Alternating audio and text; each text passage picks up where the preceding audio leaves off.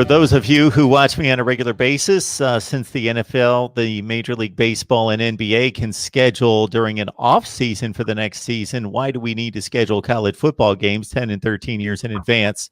But now the Pac-12's got it down to like inside 48 hours.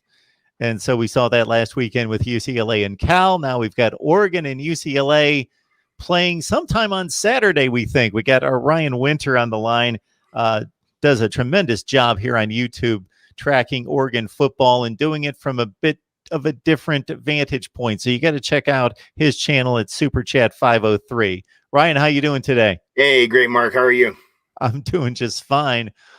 So Oregon's at 2-0. We'll get to the football on the field and what they produced in just a second. But in regards to this UCLA game against old friend Chip Kelly, I think you had the best analogy via Chip Kelly, and so I'll let you throw it out there in regards to the game time. Right. Well, they're scheduling this game. They did push back a day because they had to reschedule the other game to a Sunday. And so Chip, they asked him, they said it's like the cable man, sometime between 12 and 7.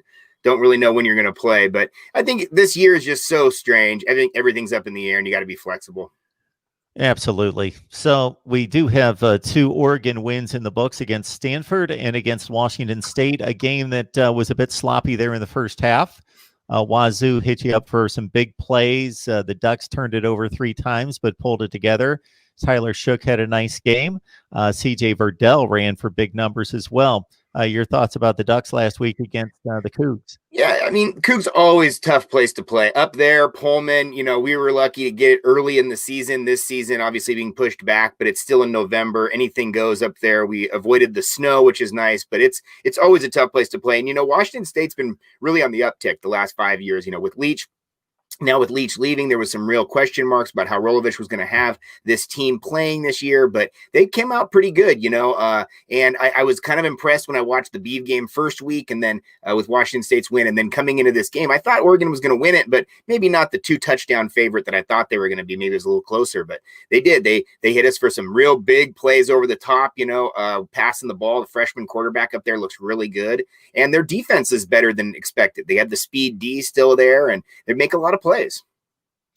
For anybody who has not watched Justin Herbert at the next level, don't look at the Chargers record. Forget that. Just watch the kid play.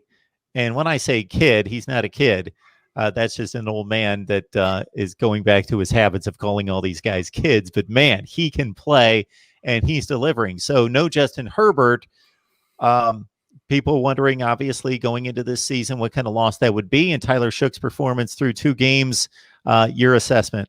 Oh, Tyler looks great. And I think also, you got to have Coach Moorhead in there. Having a new offensive coordinator made a real big difference. Last year with Herbert, you knew he was going to be one of the top picks in the NFL draft for the quarterbacks. They said he could have come out after his junior year, came back for his senior year, but all the clamor was against the offensive coordinator last year. It felt like they were tied, the hands were tied for Herbert. They really didn't extend the ball. They didn't throw the ball deep.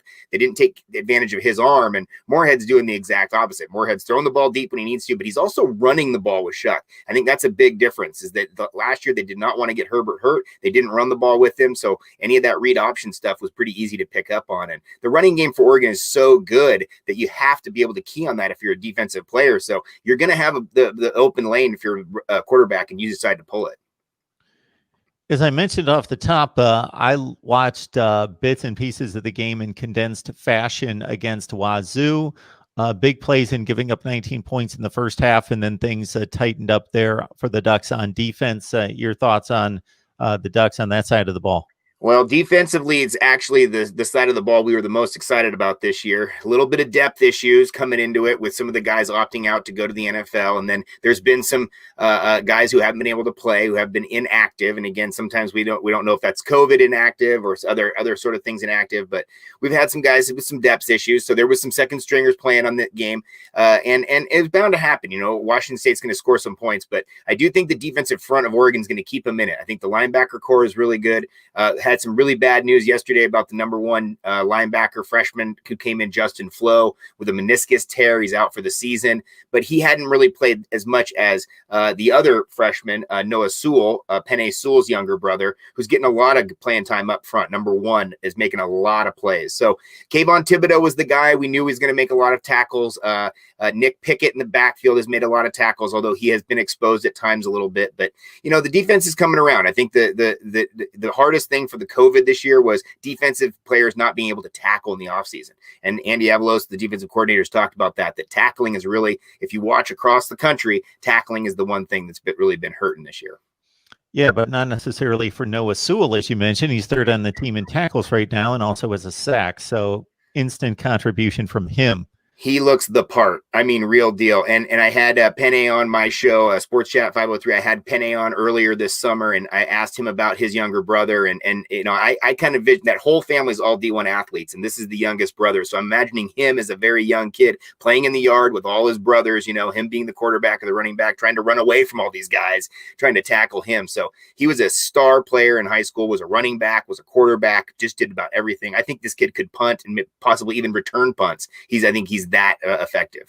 Got Ryan Winter on the line. Check out his YouTube channel, Sports Chat 503. Great stuff on Oregon football. He loves the Ducks and knows his stuff, and that's why we bring him on here on a regular basis. And of course, these are the defending Pac-12 champions. That is minus an offensive line. So you mentioned Penei Sewell, and I saw a stat the other night that and it makes sense when you collectively have the most experienced offensive line in the country that has the most starts of any unit in the country, that when they all get taken off the board and move on, that you suddenly have the least experienced, the most inexperienced offensive line in the country with one returning start. Absolutely. And not to mention that, but the two guards, one of them is a walk-on who just got a scholarship this year, and the other one is a junior college transfer. Both those guys also won Offensive Lineman of the Week in the Pac-12 in back-to-back weeks. So it's really saying something. Cristobal, he's going to have a good offensive line. The guy is just born and bred offensive lineman. And then, the coach at Mirabel is great offensive line coach, great teacher. He was a former high school teacher. I mean, the guy really knows his stuff. And so I think that the tactician aspect of it is one thing. The other side of it is the size. These guys are bringing in dudes that are absolutely large. I mean, the freshman who just came in, Feope, is one of the largest humans we've probably ever seen on the football field. He's like 6'8", almost 400 pounds. So these guys are going to have to trim down a little bit, get more active a little bit, but they look really good. A lot of these guys were lying in wait. They had a lot of really good experience on that line. And so there were guys who could have played last year. George Moore, Stephen Jones, guys could have played a lot. Big Sala. These guys could have had and Alex Forsyth could have had a lot of plays last year, a lot of minutes, but you had all those seniors there. So they waited their turn. They came out and they look really good.